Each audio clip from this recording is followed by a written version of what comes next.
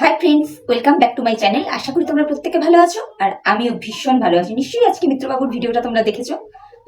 দেখেছো তো বটেই। তো মিত্রবাবু কিন্তু হালকা করে একজন দিদিকে, মানে মিত্রবাবুরই খুব কাছের একজন দিদিকে হালকা করে দিয়ে গেলেন। তোমরা আশা করি বুঝতে পেরেছো আমি কার কথা বলছি। অ্যাকচুয়ালি আমি না ওনাকে ওইসব নামে বলতেই চাই না, তবুও ওয়াইটিতে এক একজনের তো এক একটা নাম থাকে না। তো ওনাকে অনেকে ঢেপি বলে চেনে, ঢিপসিতা বলে চেনে। তো ওই দিদিকে কিন্তু হালকা করে দিয়ে দিল, মানে বলতে পারো অনেকটা চেতাবনী টাইপের। মানে ওনাকে সাবধান করলো যে অতিরিক্ত না বলাটাই ভালো, এরকম একটা ব্যাপার। কারণ কি, এই দিদি না, মানে যা ঘটনা ঘটে বা যা দেখতে পান তার থেকে একটু বেশিই বলে ফেলেন, অতিরিক্তই বলে ফেলেন, যেগুলো সিরিয়াসলি নেওয়া যায় না। তো দেখো বন্ধুরা, একটা কথা বলি, এই যে মেয়েদের বিয়ের পরে মেয়েরা যা গয়নাগাটি বাবার বাড়ির থেকে আনে বা শ্বশুর বাড়ির থেকে যা পায়, মানে স্ত্রী ধন যাকে বলে আর কি, সেগুলো কিন্তু ন্যাচারালি কোনো ছেলে কিন্তু ডিমান্ড করে না, তাই না? ওগুলো মেয়েরা মেয়েদের স্ত্রী ধন হিসেবেই রাখে। আর ডিভোর্সের দিকে যদি সেই রকমের মানে বিয়ের ব্যাপারটা যায়, সেই জায়গাতেও দেখা যায় না যে কোনো ছেলে সেই জিনিসগুলোকে ডিমান্ড করে। কিন্তু তারা চাইলে করতে পারে যে মেয়ের বাড়ির জিনিস সেগুলো মেয়ে নিয়ে যাবে, আর যেগুলো ছেলের বাড়ির থেকে দিয়েছে সেগুলো ছেলেরা রাখতেই পারে। এটা হতে পারে। যাকে এইগুলো মূল কথা ছিল না, মূল বক্তব্যের বিষয় হচ্ছে যে দেখো, আজকে আমাদের টিনু রানীর সাথে আমাদের মিত্রবাবুর রিলেশনটা খুব একটা সুন্দর জায়গায় নেই, সেটা আমরা দেখতেই পাই। বা ভবিষ্যতে ডিভোর্সের দিকে এগোচ্ছে, সেটাও আমরা খুব ভালোভাবেই বুঝতে পারছি। বিষয়টা না সুন্দরভাবে কমপ্লিট হতে পারতো, বা সুন্দরভাবে এখনো সময় আছে, হয়ে যেতে পারে। হয় মিল নয় ডিভোর্স, কিন্তু কেউ কেউ না চাই না যে না সুন্দরভাবে এদের মিল হোক আর না সুন্দরভাবে ডিভোর্স হোক। তার মধ্যে উৎকৃষ্ট উদাহরণ হলো এই আমাদের ঢেপি দিদি, আর ওইদিকে হলো আমাদের জাস্ট ম্যাডাম দিদি। এনারা কোনো জিনিসটাই সুষ্ঠুভাবে করতে চান না, না চান মিত্রবাবুর সাথে টিনা রানীর সুন্দরভাবে মিল হোক, আর না চান সুন্দরভাবে মিত্রবাবুর সাথে টিনু রানীর ডিভোর্সটা হোক। তারপরে এগুলো তো আমরা দেখতেই পাচ্ছি, বলো, বেশ কিছু কন্ট্রোভার্সি ক্রিয়েটার বলেই চলেছে আজকে আমাদের টিনু রানীর বাবার চাকরি চলে গেছে, নাকি সে বাড়িতে বসে আছে, নিজেরাই নিজেদের মতো মন গড়া গল্প কাহিনী বানিয়ে ফেলছে যে হ্যাঁ, এত হুমকি চুমকি ধমকি দিয়েছিলেন উনি মিত্রবাবুকে, যে যার জন্য উনি সাসপেন্ড হয়ে বসে আছেন, ওই জন্য ওনার চাকরি নেই। মানে যেগুলোর কিন্তু কোনো প্রুফ নেই, বেসলেস কথাবার্তা, জাস্ট বেসলেস কথাবার্তা, কিন্তু তবুও বলে যাচ্ছে কিছু কন্ট্রোভার্সি ক্রিয়েটার। কেন কি, কন্ট্রোভার্সি ক্রিয়েটারদের কাজই এটা, তাই না? যেখানে একটুখানি আশগন্ধ পাবে সেটা নিয়ে একেবারে নিজেদের মূল্যবান নাকটা গলাতে চলে যাবে, ইনক্লুডিং মি। আমার কথাটাও আমি বললাম কিন্তু এর মধ্যে। তো আমি এখনো বলবো যে টিনু রানীর বাবা সেদিন কিন্তু সেই কলসিটা তুলে বলেছিল যে ক্যামেরাটা ভেঙে দেব, যে কি বলছো এইসব আজে বাজে কথা, ক্যামেরাটা ভেঙে দেব। মিত্রবাবুকে কিন্তু গায়ে হাত তোলেনি, কিন্তু সেই জিনিসটা এমন ভাবে আমাদের ওয়াইটির সামনে এলো যেন মনে হচ্ছে যে টিনু রানীর বাবা মিত্রবাবুকে মারধরই করেছে। এগুলো একটু অতিরঞ্জিত করে দেখানো হলো না বিষয়টা টিনু রানীর বাবার ব্যাপারে। আর আশা করি এই বিষয়টা আমাদের ভিউয়ার্স বন্ধুরা বুঝতে পারবে। কিন্তু কিছু কন্ট্রোভার্সি ক্রিয়েটার কি বলবে যে না, টিনু রানীর বাবা মিত্রবাবুকে মারধর করতেই এসছে, মারধর করতে এসছে, মানে হয়কে নয় আর নয়কে ছয় করার উপযুক্ত জায়গা হচ্ছে এই ওয়াইটি।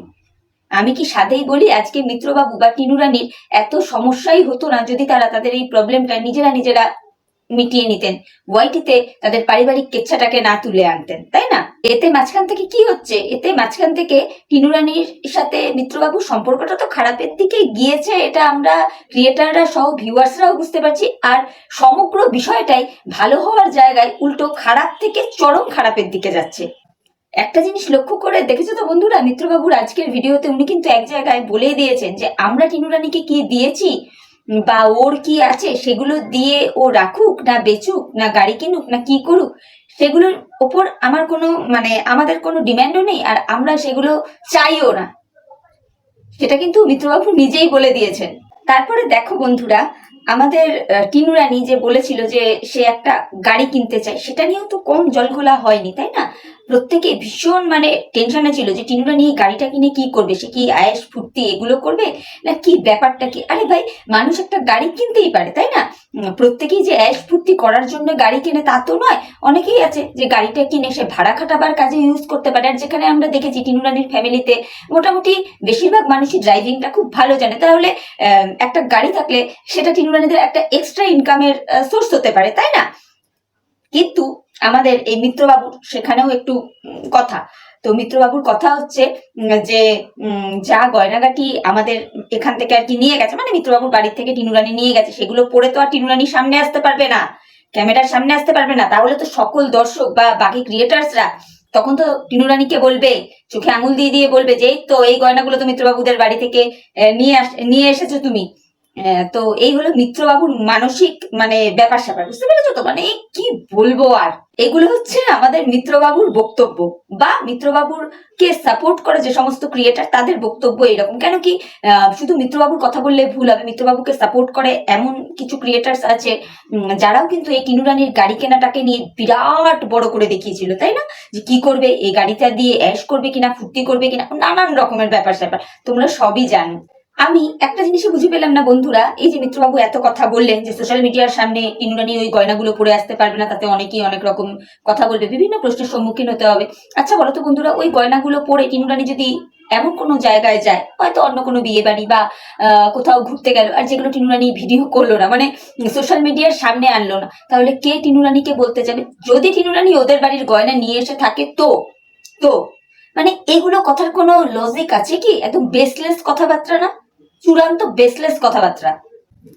আরো একটা বড় কোশ্চেন আমাকে ভীষণভাবে ভাবাচ্ছে, সেটা হচ্ছে কত টাকার গয়না আমাদের টিনু রানীর কাছে আছে? কত টাকার গয়না, যেই গয়না দিয়ে টিনু রানী একখানা গাড়ি কিনতে পারে। গাড়ি মানুষ কিভাবে কেনে? ফিনান্সে কেনে, একটা ডাউন পেমেন্ট করলো আর মাসে মাসে ইএমআই দেয়, এভাবেই তো কেনে। তো কি কত একেবারে গয়না আমাদের মিত্রবাবুদের পরিবার থেকে টিনু রানীকে দিয়েছিল কে জানে বাবা, বা টিনু রানী কত টাকার গয়না মিত্রবাবুদের ফ্যামিলি থেকে নিয়ে এসেছিল যেগুলো বিক্রি করে নাকি গাড়ি ফাড়ি কিনতে পারবে। এরকম মিত্রবাবু চিন্তা করার কারণটা কি আমিও সিরিয়াসলি বুঝতে পারছি না। কিন্তু আমি যতদূর জানি টিনু রানী মানে ব্যাপারটা এইরকম হতে পারে যে টিনু রানী এখন চ্যানেলটা যেহেতু মনিটাইজ চ্যানেল, সে খানিকটা টাকা ডাউন পেমেন্ট করে একটা গাড়ি হয়তো সে নিতে পারে, আর বাকি টাকা যেটা সে ইএমআই দেবে সেটা তার চ্যানেল থেকে যে টাকাটা মান্থলি হিসেবে সে ইনকাম করবে সেখান থেকে সে ইএমআই দেবে। এটা একটা লজিক্যালি কথা হয়। কিন্তু গয়না বেচে গাড়ি কিনে ফেলবে, উরে বাপরে বাপ, কত লক্ষ লক্ষ টাকার গয়না টিনু রানী তার শ্বশুর বাড়ির থেকে নিয়ে এসছে। এটা তো মানে ভাবাচ্ছে, তাই না বন্ধুরা? তোমরা একটু চিন্তা করে দেখো তো যে কথাটা আমি ভুল বললাম না ঠিক বললাম? আমাদের মিত্রবাবু মানে অলীক কল্পনায় ভাসছেন। ওনার মূল বক্তব্য হলো আমাদের টিনু রানী বর্তমানে যা করবে, মানে ওর যা অ্যাসেট ফ্যাসেট করবে বা ওর যা ভবিষ্যৎ পরিকল্পনা বা ওর চ্যানেলটা নিয়ে ও যতটুকু গ্রো করেছে সবটাই ওনার দয়ায়, ওনার দানে।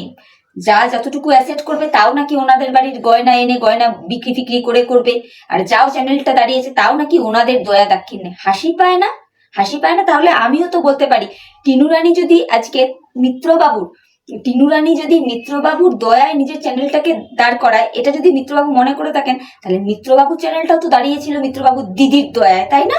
মানে মিত্রবাবু এটাই বোঝাতে চাইছেন টিনা যাতে সারা জীবন মিত্রবাবুর কাছে মাথাটা নিচু করে থাকে, কৃতজ্ঞ হয়ে থাকে যে না বাবা, আমি যা করেছি সব আমার শ্বশুর বাড়ির দৌলতে, সব আমার হাজবেন্ডের দৌলতে। মিত্রবাবুর হাবভাবটা এক্স্যাক্টলি এইরকম, উনি এইগুলোই বোঝাতে চেয়েছেন ওনার ভিডিওতে, ওনার কথা দিয়ে। দেখো বন্ধুরা, এইবার একটা কথা বলি, যখন টিনু রানী এই মিত্রবাবুদের ফ্যামিলিতে ছিলেন তখন কিন্তু টিনু রানীর মুখটাকে দেখিয়ে দেখিয়ে আমাদের মিত্রবাবু তার ব্লগ চ্যানেলটাকে অনেকখানি দাঁড় করিয়েছেন। এটা মিত্রবাবু মানুক আর নাই মানুক, ওনার দিদি মানে সৌমালিদির একটা বিরাট বড় অবদান তো রয়েছে, কিন্তু টিনু রানীর অবদান কিন্তু কম নেই। টিনু রানীর মুখশ্রীটা ভীষণই সুন্দর, ভীষণই মিষ্টি।